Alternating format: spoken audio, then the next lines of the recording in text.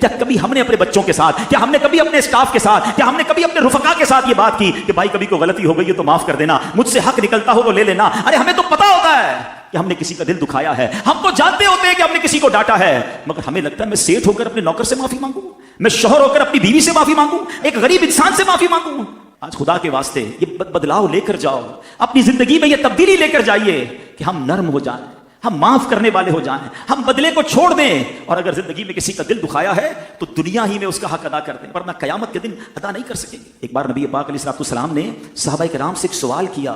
کہ بتاؤ مفلس کون ہے؟ حدیث کا خلاصہ ہے، اب میں یہی سوال آپ سے کروں کہ پور کون ہے، مفلس کون ہے؟ آپ بھی یہی جواب دیں گے، جس کے پاس پیسے نہیں وہ مفلس ہے۔ صحابہ نے بھی یہی رپلائی دیا،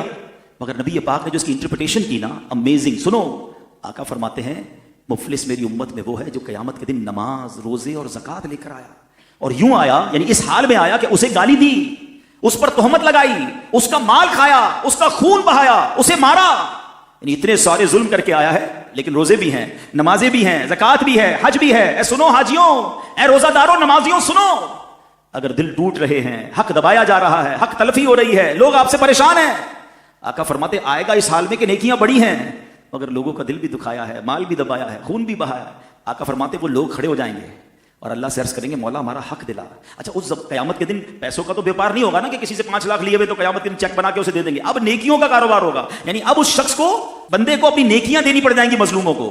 حدیث میں آتا ہے ساری نیکیاں ختم ہو جائیں گی، حق لینے والے ختم نہیں ہوں گے، پھر کیا ہوگا؟ اب ان مظلوموں کے گناہ اس کے سر ڈالے جائیں گے، اور آخر کار فرمایا کہ اسے آگ میں پھینک دیا جائے گا، بیکاز لوگوں کے دل دکھائے ہوں گے، حق تلفی کی ہوگی۔ تو اے میرے پیارے اسلامی بھائیو، یقیناً ہمیں نمازی بننا ہے، ہمیں روزے بھی رکھنے ہیں، ہمیں حج بھی کرنے ہیں، زکاتیں بھی دینی بہت ضروری، یہ فرائض ہیں، مگر حقوق العباد کو دیکھیے۔ اگر آپ نے کسی سے کوئی دشمنی رکھی ہوئی ہے، کسی رشتہ دار سے رشتہ داری بلا کسی وجہ شرعی کاٹی ہوئی ہے، کوئی دوستی ختم کی ہوئی ہے، جانا آنا ختم کیا ہوا، تھوڑی سی لائف ہے یار، معافی کر دیں۔ شب قدر ہو، شب برات ہو، آپ جب پڑھتے ہیں کہ یہ مغفرت کی راتیں ہیں، اس میں ایک لسٹ آتی ہے کہ سب بخشے جائیں گے، حدیثوں میں آتا ہے یہ چند بدنصیب نہیں بخشے جائیں گے، ان سب میں رشتہ داری کاٹنے والا ہوتا ہے۔ یعنی کتنا بڑا گناہ ہے کہ مغفرت کی راتوں میں بھی نہیں بخشا جاتا۔ کم از کم فون کر کے کوئی رشتہ دار ہے، کوئی دوست ہے، یار بس ختم کرو، دل ملا لیتے ہیں، میری طرف سے کوئی برا لگا تو معاف کر دینا۔ اچھا، ہو سکتا ہے آپ میں سے کسی کے ذہن میں خیال ہے کہ یار غلطی تو اس کی تھی، میں معافی کیوں مانگوں؟ کوئی بات نہیں، ہماری میمنی میں ایک جملہ کہتے ہیں نا، جو نمیوں وہ اللہ کے گمیوں۔ آپ جھک جائیے، آپ آگے بڑھ جائیے، ثواب کما لیجیے، دوستی کر لیجیے، پھر دیکھیں انشاءاللہ رب کریم کیسی رحمت فرماتا ہے۔ ایک حدیث پاک میں آتا ہے جس کا مضمون ہے کہ جو معاف نہیں کرتا اسے معاف نہیں کیا جائے گا، جو رحم نہیں کرتا اس پر رحم نہیں کیا جائے گا۔ ہم معاف کریں اس نیت کے ساتھ کہ اللہ میں نے تیرے بندوں کو معاف کر دیا، اے کریم تو سب سے بڑا معاف کرنے والا ہے، آج تو میرے گناہ معاف کر دے، پھر دیکھیں کیسے رحمت کی نگاہ ہوتی ہے۔